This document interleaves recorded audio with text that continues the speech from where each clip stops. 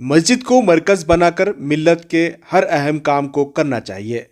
हॉस्पेट की मस्जिद Taiba managing committee इसकी एक मिसाल है। हर साल माह मेलाद के शुरुआत से ही मस्जिद कमेटी की जानिब से मुख्तलिफ मुस्लिम मैनेजमेंट स्कूल के बच्चों के लिए मुकाबले शुरू कर दिए जाते हैं। इस बार मस्जिद कमेटी ने एक और नए मुकाबले का इफ्तिताह किया। बच्चों के लिए स्पोर्ट्स के मुकाबले भी रखे गए थे। इस मुकाबलों का बाज़ाब्ता तौर पर इफ्तिताह अमल में आया। इसका इफ्तिताह खुद ज़िले के डिप्टी कमिश्नर यानी ज़िला कलेक्टर ने अपने हाथों से किया। ज़िला कलेक्टर ने स्पोर्ट्स का इफ्तिताह करते हुए मेलाद की परचम कुशाई भी की और उन्होंने हिजाब पहनकर खेल रही लड़कियां और मुख्तलिफ स्कूल के बच्चों को देखकर बेहद खुशी का इजहार किया।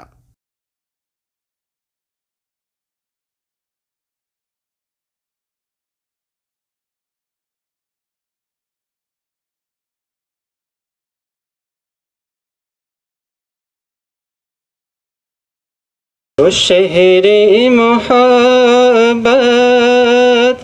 जहाँ मुस्तफ़ा है, वही घर बनाने को जी चाहता है।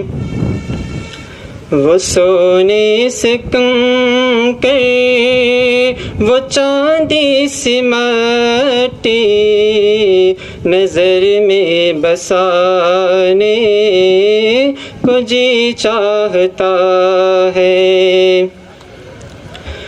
जो पूछा नबी ने कि कुछ घर पे छोड़ो, तो सिद्दीक़ अकबर के होठों पे आया। जो पूछा नबी ने कि कुछ घर पे छोड़ा, तो सिद्दीक़ अकबर के होठों पे आया।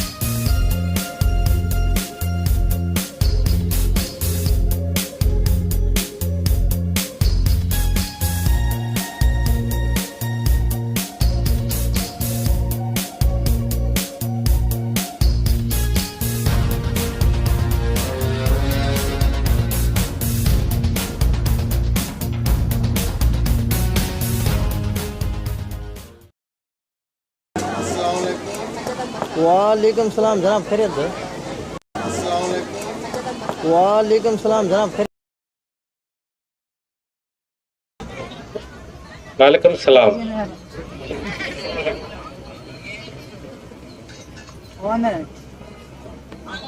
ವೇದಿಕೆ ಮೇಲಿರ್ತಕ್ಕಂಥ ಎಲ್ಲ ಗೌರವಾನ್ವಿತ ಸಮಿತಿಯ ಪದಾಧಿಕಾರಿಗಳು, ಅಧ್ಯಕ್ಷರು ಮತ್ತು ಸದಸ್ಯರೇ, ಇಲ್ಲಿ ನೆರೆದಿರ್ತಕ್ಕಂಥ ಎಲ್ಲ ಮುದ್ದು ಮಕ್ಕಳೇ, ಅವರ ಪೋಷಕರೇ ಮತ್ತು ಶಿಕ್ಷಕ ಬಂಧುಗಳೇ,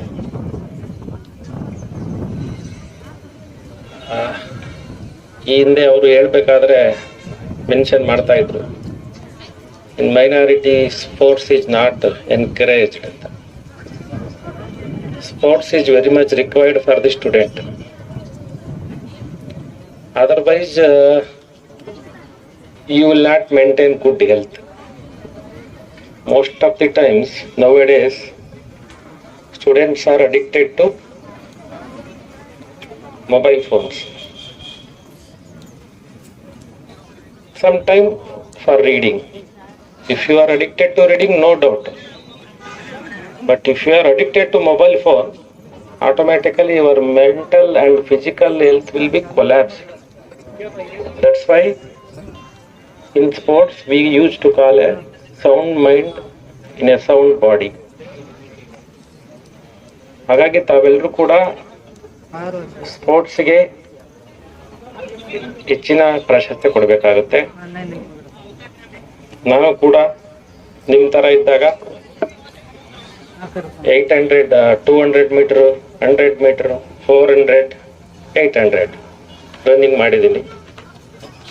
ಲಾಂಗ್ ಜಂಪ್ ನಂದು 4.6 ಮೀಟರ್. 4.6 ಮೀಟರ್ ಅಂದ್ರೆ ಎಷ್ಟು ಫೀಟ್ ಆಗುತ್ತೆ ನೀವು ಕ್ಯಾಲ್ಕುಲೇಟ್ ಮಾಡಿ. Long jump 4.6 metre. ವಾಲಿಬಾಲ್ ಆಡ್ತಾ ಇದ್ದೆ, ಥ್ರೋಬಾಲ್ ಆಡ್ತಾ ಇದ್ದೆ, ಕ್ರಿಕೆಟ್ ಆಡ್ತೀನಿ ಲೆದರ್ ಬಾಲಲ್ಲಿ, ಖೋಖೋ ಕ್ಯಾಪ್ಟನ್ ನಾನು.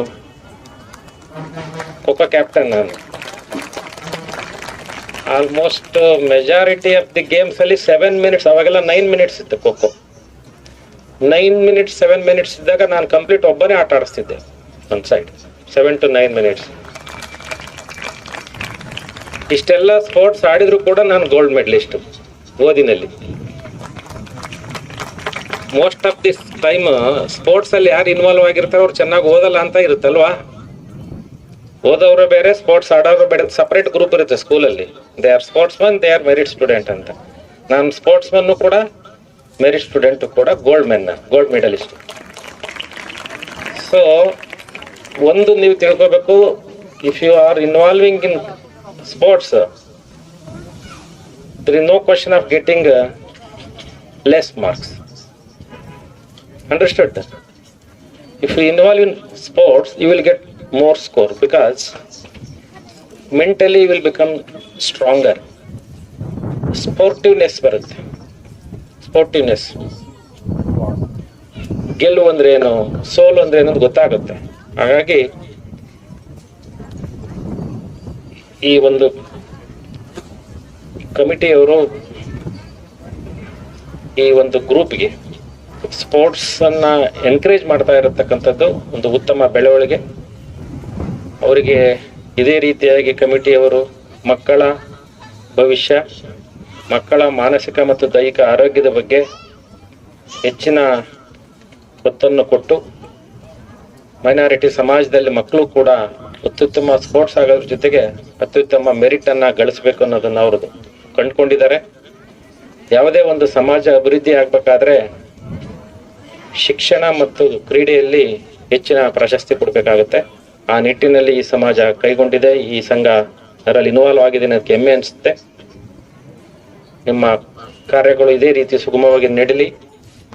ಮಕ್ಕಳೆಲ್ಲರೂ ಕೂಡ ಆಕ್ಟಿವ್ ಆಗಿ ಪಾರ್ಟಿಸಿಪೇಟ್ ಮಾಡಿ ಸ್ಪೋರ್ಟಿವ್ನೆಸ್ ಅಂದ್ರೆ ಏನು ಅನ್ನೋದನ್ನ ತಿಳ್ಕೊಂಡು ಇದನ್ನು ನಿಮ್ಮ ಶಾಲೆ ಮತ್ತು ನಿಮ್ಮ ಸ್ಪೋರ್ಟ್ಸ್ ಮತ್ತೆ ಶಿಕ್ಷಣದಲ್ಲಿ ಕೂಡ ಇದನ್ನು ಸಂಪೂರ್ಣವಾಗಿ ತೊಡಗಿಸಿ ಅಂತ ಹೇಳ್ತಾ ನಾನು ಮಾತನ್ನು ಮುಗಿಸ್ತೇನೆ.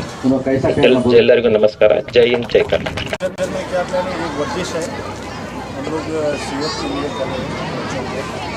गर्ल्स को भी वर्जिश के हिसाब से हमारे गर्ल्स भी तो वो हिसाब से करें.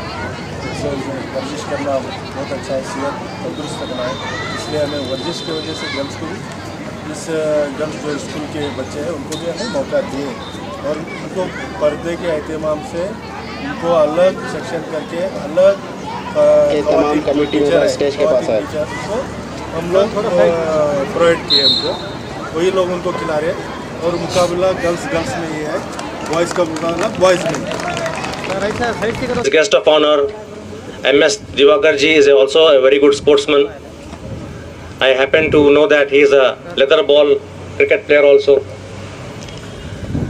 So, if you have sports in your life, physical activities in the life, that is very beneficial. The main intention of conducting the sports event was the first thing, students should come out of the screen time. The time they spend in the houses after coming back from school, there should be at least one minimum sport activity. You should have sport as a hobby also. So with this intention in mind, we have got all the students of all minority schools, because in our community, sports is not encouraged. So on this note, I thank all the teachers, HMs for supporting this event, and we intend to grow further with such sporting activities to maintain a balance between a sound mind and a sound body. On this occasion, I welcome our DC sir, who has promised on a very single note. We asked him and he was quite ready to come to this, because he's always, supporting the children and the community, a man with a simplicity. I welcome you, sir, to this gathering.